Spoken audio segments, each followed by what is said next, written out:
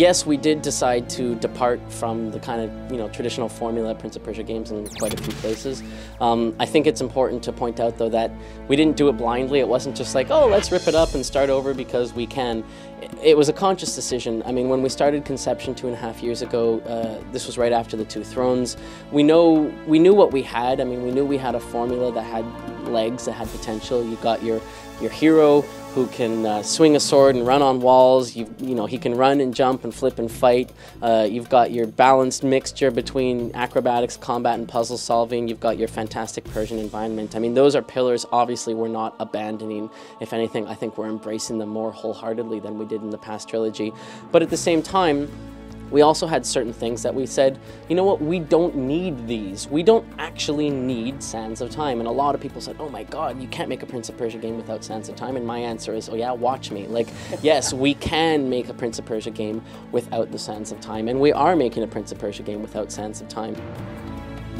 We want to revolutionize, we want to innovate, we want to bring something to the Prince of Persia franchise that people haven't seen before in the pop games, in action-adventure games, or even in gaming in general. We never felt that it was the Prince of Persia. It's a Prince of Persia. There are many princes of Persia within this fantasy universe that we call Prince of Persia. This is not a guy who is going to save the world because it's his duty to do so. This is a guy who is an adventurer, he's a wanderer. When the game starts, he's just coming back from a previous adventure with his donkey laden with treasure, that he's kind of scored on his previous quest, and he's heading back home to spend it all on liquor and women kind of thing, because that's the kind of guy he is. He's the sort of day-to-day kind of live life, take life by the by the horns kind of guy. As he's going through the desert, this freak sandstorm kicks up and he gets totally lost. And when the sandstorm disappears, he's suddenly in this oasis, this sort of walled garden of Eden, if you will, that had no rightful reason to be there. In runs this beautiful, mysterious woman, smacks into him, grabs him by the hand and says, come with me, we gotta go right now. Just as they break out into the sort of heart of this garden, if you will, this oasis, they see this large tree, the Tree of Life, come crumbling down, and the god of corruption, Ahriman, escaping and infecting the entire world, all of this walled garden, if you will, with his corrupting energy, which drives out all life, all beauty, all light, turning the world into this very dark, foreboding, scary kind of place.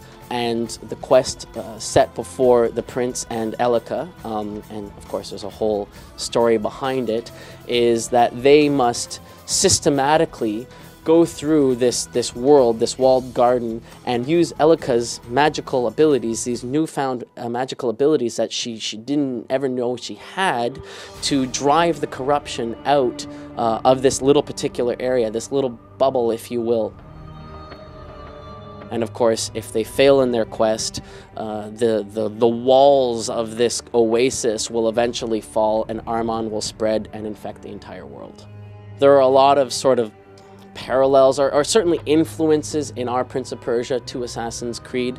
I think there's also a very important distinction though, which is that Assassin's Creed decided we're going to do an action-adventure game that's going to be realistic and it's going to be very mature, and we're not going to do Sands of Time anymore.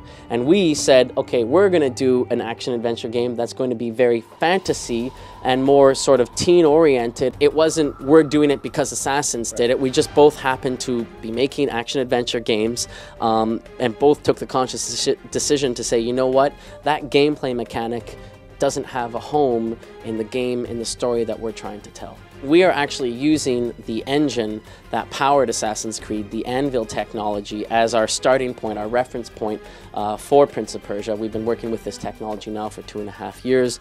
Obviously, there are many things that this technology allows us to do that we just couldn't do on the previous generation, not the least of which is, obviously, this Anvil technology is very good at drawing large, open, expansive worlds, which is, of course, one of the elements that most attracted us to this technology from the beginning, rather than having the prince run down those sort of closed corridors, or the very inorganic, very structural rooftops kind of thing from the two thrones.